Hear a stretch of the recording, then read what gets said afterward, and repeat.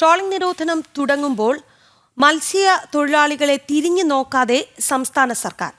സർക്കാരിന്റെ സൗജന്യ റേഷൻ ലഭിക്കുന്നത് വിരലിൽ എണ്ണാവുന്നവർക്ക് മാത്രമാണ് എന്നും പലതവണ ഫിഷറീസ് വകുപ്പുമായി ബന്ധപ്പെട്ടിട്ടും നടപടി ഇല്ല എന്നും മത്സ്യത്തൊഴിലാളികൾ ആരോപിക്കുന്നുണ്ട്. കോഴിക്കോട്ടെ മത്സ്യത്തൊഴിലാളികൾക്ക് ഒന്നേ പറയാനുള്ളൂ. ട്രോളിംഗ് നിരോധനം കൂടി വരുന്നതോടെ തങ്ങളുടെ ജീവിതം അക്ഷരാർത്ഥത്തിൽ ദുരിതത്തിലാകും. മഴ മൂലം ദിവസങ്ങളോളം കടലിൽ പോയിട്ടില്ല. അതിനിടയിലാണ് കപ്പൽ അപകടം കൂടിയെത്തിയത്. അതോടെ അക്ഷരാർത്ഥത്തിൽ പ്രതിസന്ധിയിലായിരിക്കുകയാണ് മത്സ്യത്തൊഴിലാളികൾ.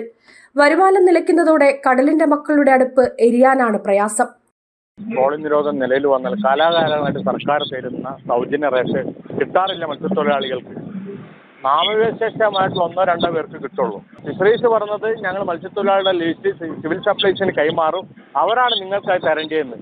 സിവിൽ സപ്ലൈസ് അവരെ ഉദ്യോഗസ്ഥന്മാർ ചോദിച്ചാൽ പറയും ഞങ്ങൾക്ക് അതിന്റെ ലിസ്റ്റ് കിട്ടിയിട്ടില്ലാന്ന്. ഇത് കാലാകാലങ്ങളായി ഇങ്ങനെയാണ് ഇത് പോകുന്നത്. അപ്പോൾ നമ്മളെല്ലാ സ്ഥലങ്ങളിൽ പോയി അന്വേഷിച്ചപ്പോൾ ഞങ്ങൾ ലിസ്റ്റ് അയച്ചിട്ടുണ്ട്.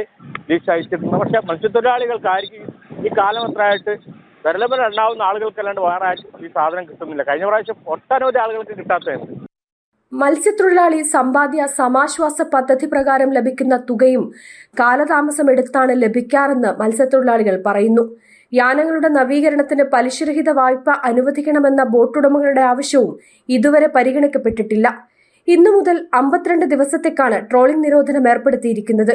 നിരോധന സമയത്ത് മത്സ്യത്തൊഴിലാളികളെ ചേർത്ത് പിടിക്കേണ്ട സർക്കാർ കാലാകാലങ്ങളായി അവഗണന തുടരുകയാണ്. ജനം, കോഴിക്കോട്.